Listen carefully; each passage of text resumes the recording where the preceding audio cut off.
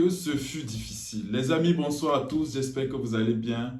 On se retrouve pour faire un débrief rapide du match qui a eu lieu entre le Cameroun et le Burundi. Victoire 3 buts à 0 des Lions indomptables du Cameroun dans le chaudron du stade Houndé Adja de Garoua. Mais que ce fut difficile. Sincèrement, là, ceux qui disaient donner des scores fleuves, ceux qui disaient le Burundi c'est qui et tout, je pense qu'à un moment donné, bref, ça ne changera pas, hein. Nous sommes Camerounais et on connaît ce côté où, côté football, on se prend pour les rois du monde. Mais ceux qui ont vu la première mi-temps, je pense que ceux qui, entre guillemets, sous-estimaient le Burundi, en première mi-temps, ils ont compris que s'il n'y avait pas un grand André Onana dans les goals, je pense on part minimum, je dis bien minimum, c'est 3-0 à la mi-temps. Là, je suis même gentil, hein, parce que sur le hors-jeu à la 18e minute, s'il y a la VAR, je pense qu'il y a but. Je pense qu'il n'y a pas hors-jeu. Parce que je n'ai même pas pu voir le ralenti après, mais je pense qu'il n'y a pas hors-jeu. Je pense qu'il n'y a pas hors-jeu. Donc, voilà les amis, première mi-temps dominé par les Burundais. Beaucoup, en majorité, on se disait qu'ils allaient venir bloc bas, mais non. On avait aussi évoqué ce côté où ils pouvaient venir en bloc médian et essayer de nous chercher. C'est ce qu'ils ont fait et ils nous ont mis en difficulté. Même si le classement était ce que moi j'avais voulu, et c'est ce qui était sorti. Je pense que la majorité était aussi d'accord pour ce 4-2, 4-2, 4-4-2, 4-2-3-1 en fonction de comment Choupo-Moting allait bouger. Mais l'animation offensive, que ce fut difficile. Se trouver dans les passes et tout en première mi-temps. Et première mi-temps, elle est burundaise en termes d'occasion, en termes de jeu, en termes d'agressivité positive, en termes de tout. Félicitations sincèrement à cette équipe. Première mi-temps, mérité du Burundi. S'il y avait ce but en première mi-temps, je pense que je me dis que le Cameroun allait passer une deuxième mi-temps très compliquée. Voilà. Même si à la 37e minute, il y a cette occasion de Bryan Mbeumo. C'est pour ça que je me dis encore, le Cameroun, c'est une équipe de contre.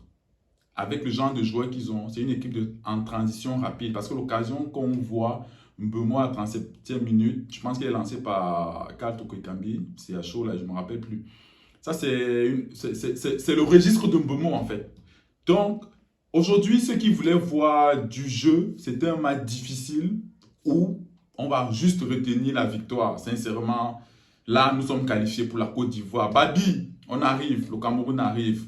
Mais ce fut difficile. Le coach Rigobert Song, je pense que nous sommes conscients qu'on a encore énormément de choses à travailler dans cette équipe. Mais alors, énormément. On ne va pas être trop dur avec cette équipe.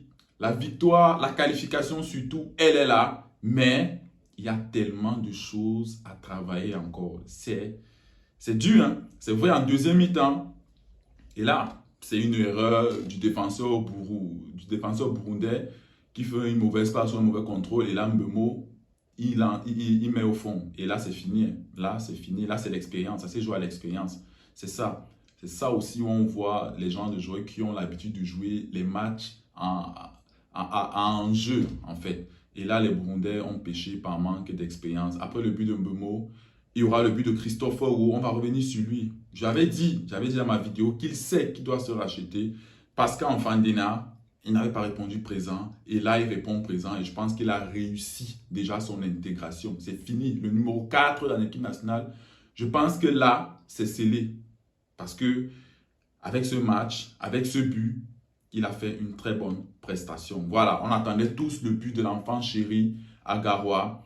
Même si, je vous l'avais déjà dit dans les Bentaya Pass, dans certaines actions, il voulait un peu trop faire parce qu'il est à domicile, il voulait ce but. Et ce but est finalement venu à la dernière minute. Presque le match était déjà plié avec l'entrée de Ngamaleu. Et ça fait 3-0. Voilà, 3-0 pour le Cameroun. Mais si vous n'avez pas vu le match et qu'on vous dit que le Cameroun a gagné 3-0, vous allez sûrement dire que non, c'est évident. Non, c'était difficile. Et c'est un match où il faudra encore beaucoup retenir des leçons.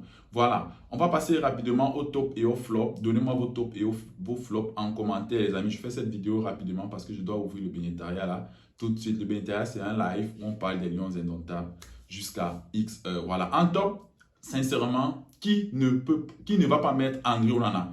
Beaucoup encore disaient que non, on n'a pas besoin qu'Onana soit là et tout. Il faut un peu arrêter. Le problème, c'est que il y a des gens, on discute juste pour discuter. Il faut discuter football.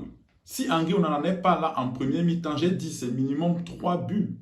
Voilà. Certains ont dit non, il va toujours encaisser. Il faut arrêter. Voilà, en top, Henry Onana. Je mettrai Christopher Wo, mais je vais mettre aussi le défenseur central burundais, le numéro 19, Nsabi Yumva, qui joue au Portugal. Très bon défenseur, j'ai aimé en tout cas. En flop, je vais dire clairement, je pense que Olivier Mbaizo, il n'aura presque pas son match référence en équipe nationale. Moi, je pense. Olivier Mbaizo n'a pas fait un bon match. Ça passait énormément de son côté. Il a la pression en fait. Il a la pression. Son pied pèse. Le pied de Mbaizo pèse. Mbaizo joue avec la pression. Mbaizo n'est pas libéré. C'est comme je l'ai dit, les commentaires et tout ce qui se dit sur les réseaux sociaux, ce sont des gars des réseaux sociaux. Il lit tout ça. Mbaizo a peur. Il prend toutes ces pressions pour lui. Donc, Mbaizo n'a pas... je vais dire, il n'a pas le niveau. Il n'a pas le niveau. Peut-être qu'il peut être bon en MLS. Ceux qui voient, ils disent qu'il est bon en MLS. Mais en équipe nationale, il n'a pas le niveau. Voilà.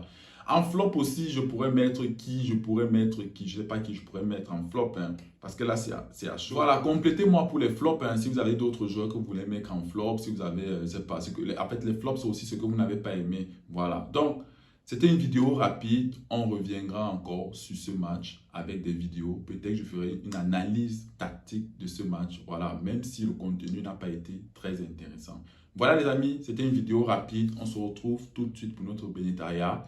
Le temps de savourer cette vidéo, je prépare le bénétariat. Voilà, d'ici là, prenez soin de vous et on se dit à la prochaine. Ciao!